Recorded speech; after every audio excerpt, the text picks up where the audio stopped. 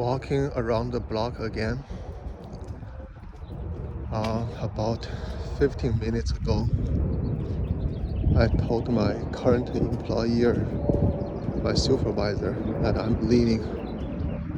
So still kind of excited. Hard to sit down. I have been working here for 4 years. Honestly speaking, this is a very productive, very fulfilling 4 years.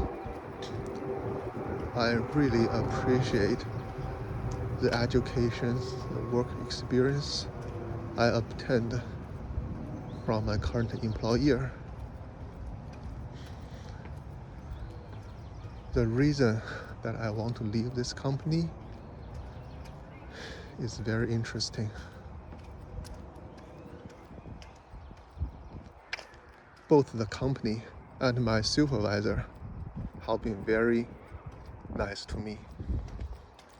So I left not because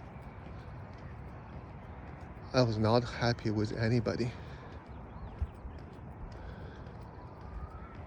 The main reason why I leave is because of a corporate reorganization decision made almost 2 years ago.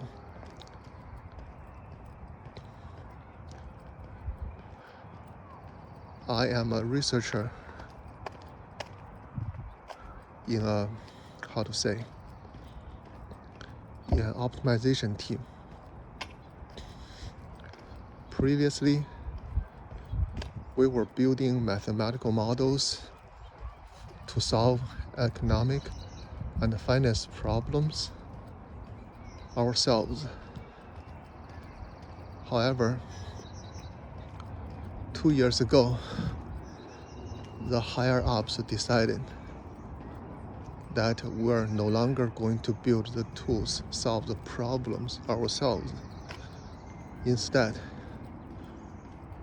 we are going to use the software developed by another division of the same company. This is a very large company, so they have multiple teams to do the same kind of work. Once that decision is made, everything started to change. Before that decision, I have full freedom to read the books, to join seminars,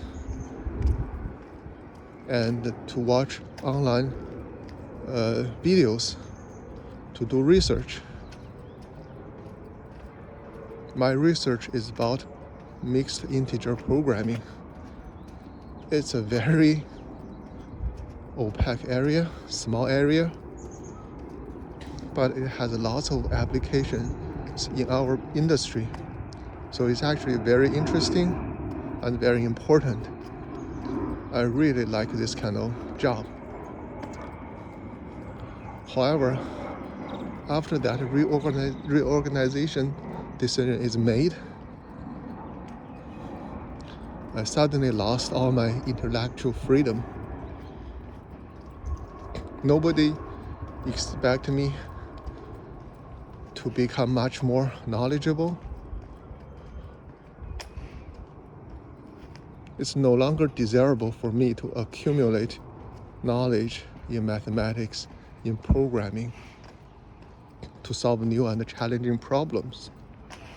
Instead, the whole emphasis is on me understanding the other team's software and to match the details of the two softwares exactly so that the same problem can be solved with the same result using two different softwares. That is still a very important job, I understand. But however, that decision completely changed the most important part of my job. previously, I can invest heavily on mathematics, especially the geometric interpretation of some mathematical problems. After that is gone, my most cherished skill set is to understand all the minute details that is involved when the other team is solving the problems. So that was very disappointing. After that, I started to looking for new opportunities. But my area is very narrow. Only very large corporations can afford a dedicated team for mathematical modeling of the economic and finance problems. Therefore, it took me quite a while to find my next opportunity in Boston. It hasn't been easy, especially for me, when I'm already going to be almost 50 years old. As of May 2026, the job market in the United States is horrible. Lots of white-collar jobs are eliminated because of artificial intelligence.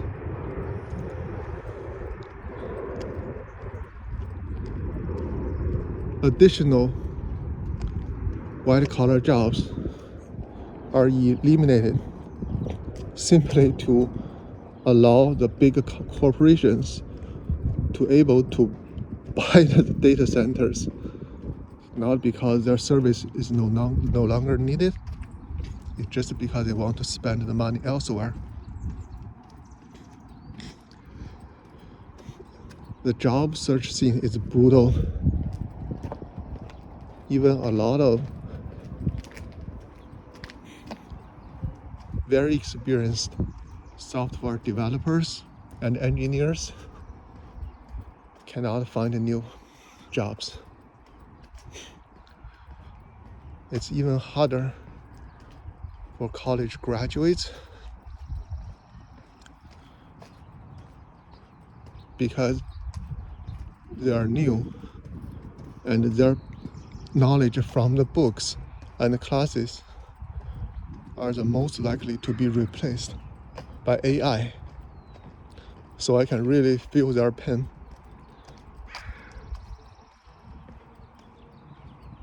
Why am I able to find a new job in this kind of tough environment? I ask myself this question, right? Interestingly, I think the reason is that companies in our industry, they are very secretive. All these companies, unlike in those big tech companies, they never publish the technical details of their software anywhere on the internet for people to share. There is no open source anyhow in our industry. Therefore, the AI, large language model, simply cannot find appropriate data to train their model, and therefore to solve the problems we need to solve in our industry. This sounds really ridiculous, I know, but sometimes the fact that the employers are selfish actually works pretty well for the employees too. Of course, I think it's a matter of time. The large language models, sooner or later, will learn all the skills. Not all the skills, some of the skills I have accumulated over the years. But I think it'll take them a while. And more importantly, I do think that in our industry, it's very hard for AI to replace the key researchers, because when I try to solve our problems, there are very few resources I can resort to. What I did is mostly I read the books, I watch online classes, and then I watch online seminars hosted by professors from various schools. And then, after I have watched hundreds of hours of such videos, I learned the basic skills to solve our unique problems. You won't believe it, but to solve those financial problems, we sometimes actually have to use geometry to do it. I discovered this fact semi-independently myself, so I don't think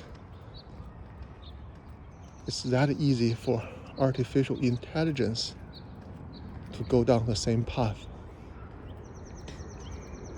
So I'm recording this video.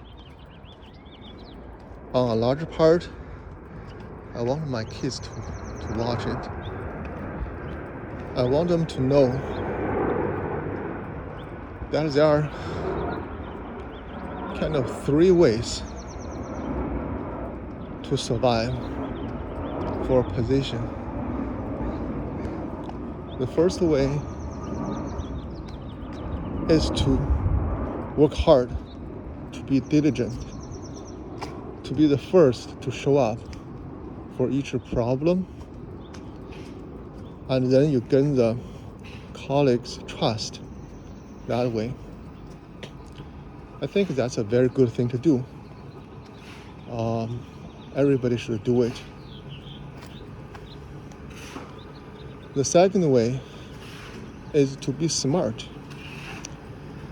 Sometimes when the problem gets difficult and a lot of details are involved, it takes a quite intelligent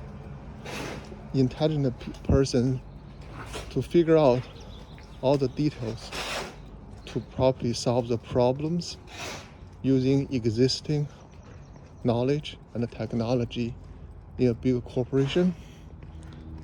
I think this is very important.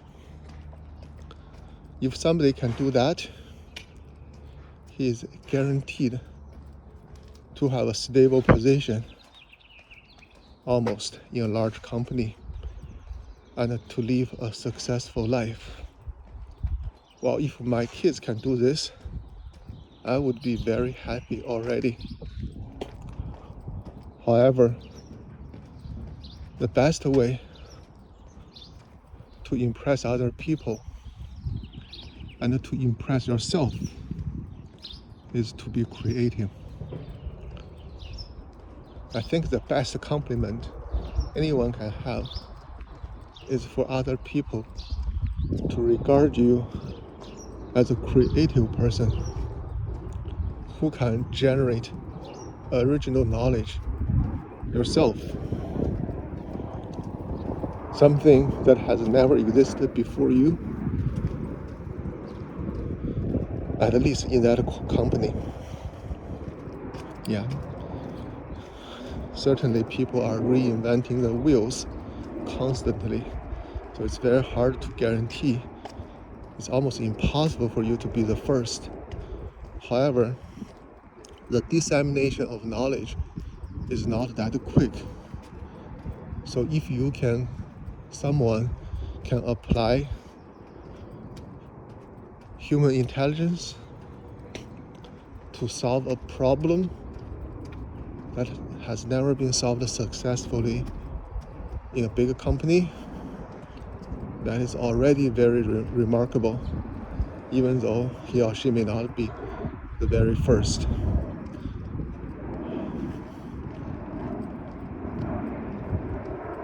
I have been working and studying for the past 30 years, I think. It took me this long. Actually, it took me about 20 years to seriously realize how important it is to be creative and how satisfying it can be if you are the one who can create a new knowledge yourself. So I hope my kids can understand, can learn from my experience, and try to be creative people. I'll be proud of them this way. And I hope I can live up to my expectation of myself and to create valuable knowledge for my next employer. I'm not young anyhow, almost 50. Today I'm recording this video to remind myself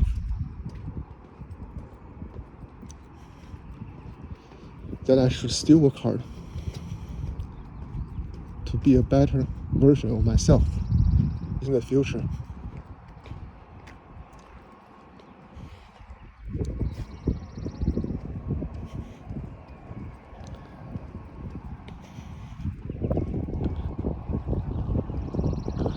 I don't think age is that important.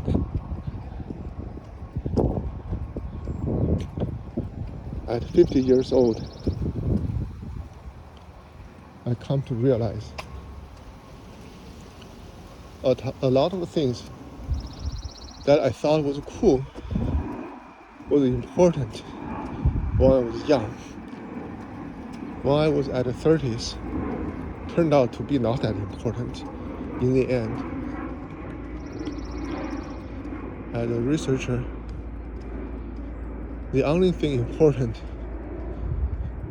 is all in our brains, walking with us all the time.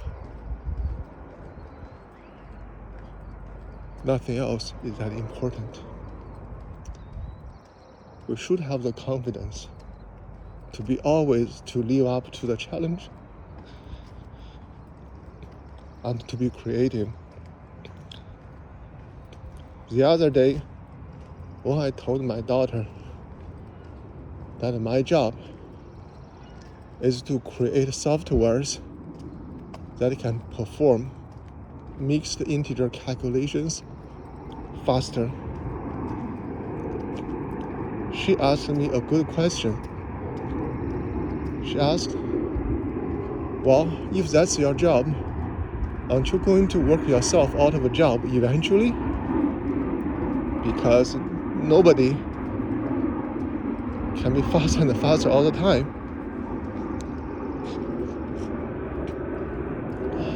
That's a good question.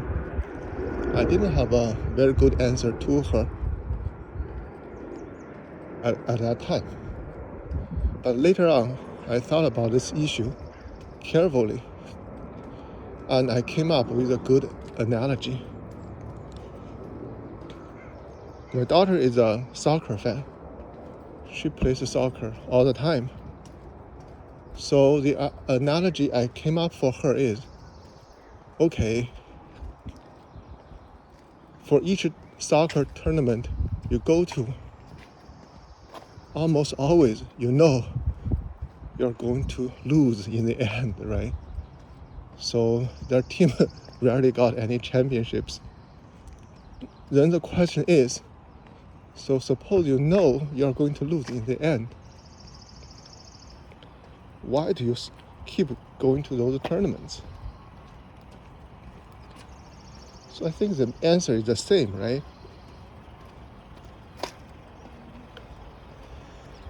The answer is the most important part is to keep trying, to be a better self.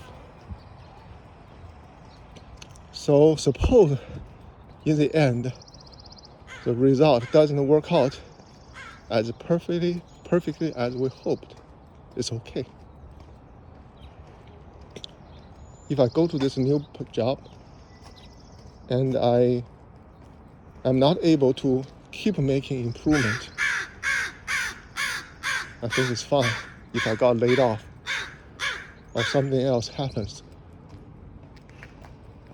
But this new job does provide me with a perfect setup to do my research,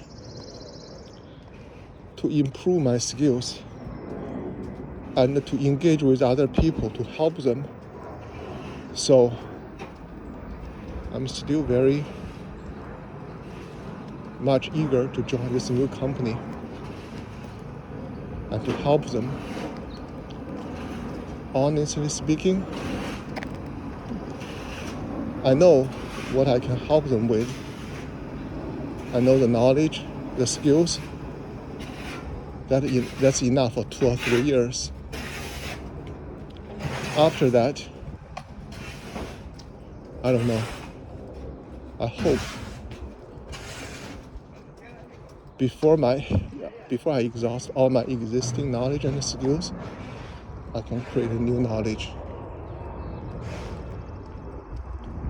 I'll try to do that. And I don't think I'll be disappointed. That's a note to myself and to my kids. Try to be creative. Try to be original. And the world will be fair to you.